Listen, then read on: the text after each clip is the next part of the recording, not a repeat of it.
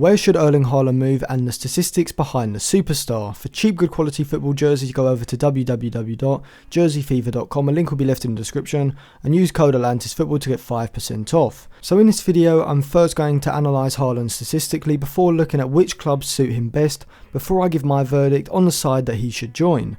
So Haaland joined Dortmund midway through last season for a fee in the region of £17 million. In 15 league appearances and 1,061 minutes in the Bundesliga last season, Haaland scored 13 goals, with all of them being from open play. This meant that he ranked 5th by the end of the season in terms of non-penalty goals scored, despite only being in the league for half a season. When we delve deeper into the metrics, we can see just how impressive Haaland was. He recorded a non-penalty XG rate of 0.75 per 90, second behind only Lewandowski. From this, he was expected to score 8.89 goals, but managed to score 13 goals, an overperformance of 4.11 expected goals.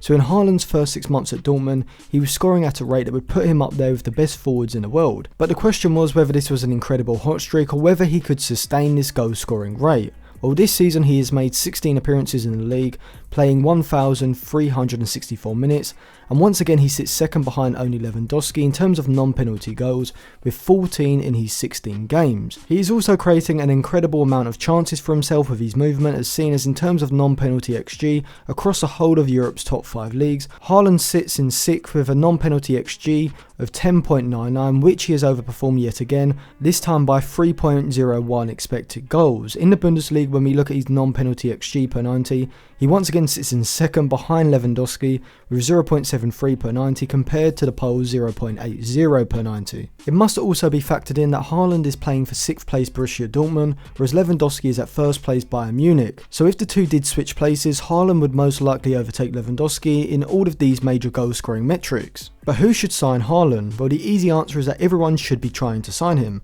as Haaland, like maybe only Mbappe, is a player who is so good and still so extremely young that he could play in any side in the world. The question therefore becomes, who can afford to sign Haaland, and who would even be in the running for his signature? Well, Haaland does reportedly have a release clause of £68 million, but that only becomes active in the summer of 2022, which means that this summer, in order to sign Haaland, a side is going to have to pay over £100 million and probably up to £120 million.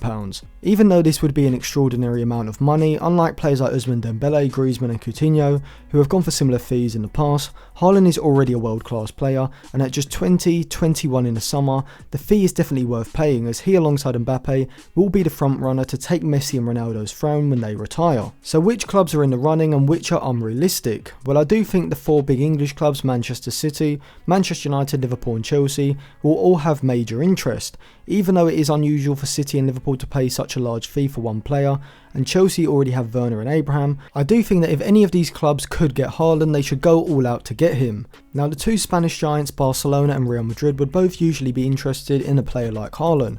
However, Barcelona, according to reports, are on the verge of bankruptcy, with a debt apparently greater than €1 billion, which rules them out of any major transfers this summer. Atletico could potentially be interested, but I don't see Haaland considering a move there, which leaves Real Madrid as the only viable option in Spain. Bayern Munich don't tend to spend that large a fee on one player, and I'd imagine that Haaland wants his next move to be away from Germany, which would rule them out. PSG could be a likely destination and potentially a good fit, especially if Neymar or Mbappe were to depart. However, I think that for any major player, Ligue 1 is an unattractive proposition when major clubs in Spain and England are also after you. Juventus probably aren't going to be able to afford to splash out 100 million plus this summer with the high wages on their books and their squad needing a rebuild, and Inter and AC Milan are unlikely destinations due to Haaland probably setting his sights a little higher than them. So that leaves the 4 English clubs, Real Madrid, maybe Bayern Munich and PSG, as the only realistic options. But where should Haaland go? Well, I've narrowed down my top 3 destinations from his point of view, as any of those clubs would and should try to sign him. In third, I've gone for Manchester United, as despite not being at the level of Man City and not competing for the title anytime recently, Solskjaer's side have progressed significantly and do have a squad that is coming into its peak in the next few seasons. Haaland's profile would therefore suit this squad a lot more than an aging squad like Liverpool's. United could pay a big fee and do need a striker, with Cavani a veteran now and Martial dipping in and out of form constantly, and Haaland would without doubt take United to a completely new level. The only concern I think Haaland could have with this transfer is whether United have the capabilities or ambition to compete for the title, as despite sitting in second, they still need 3 or 4 players to come in and improve their starting 11 to compete for the title, let alone get into the end stages of the Champions League.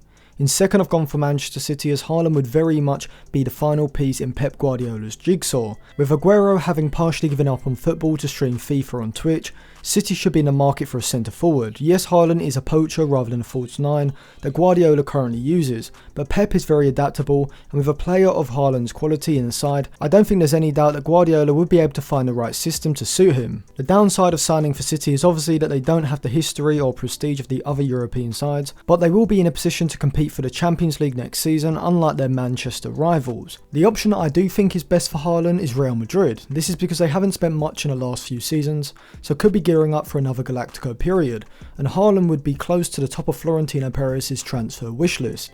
Benzema is aging now, and Haaland would come into the side as a starting forward. Zidane's 4-5-1 system is adaptable, so I don't see any tactical issues with a deep lying forward like Benzema being replaced by a poacher type striker like Haaland. Madrid would also be in a position to compete for La Liga and the Champions League pretty much every season, which is what a player like Haaland should be looking for. Real Madrid are also one of the, if not the most iconic football club in world football, and certainly when it comes to the best players in the world, it seems like Barcelona or Real Madrid are where their desired destination is likely to be at some point in their career, as being at these clubs puts you in a perfect position to excel and become one of the best players in the world, something that Haaland is already on track to become. So thank you for watching. If you enjoyed that video, remember to subscribe to the channel if you haven't already, give the video a like, and if you enjoyed these shorter form podcasts, make sure you tell me in the comment section below, and check out some of my other videos which will be in the description, and you can follow me on my other social media accounts for more content as well.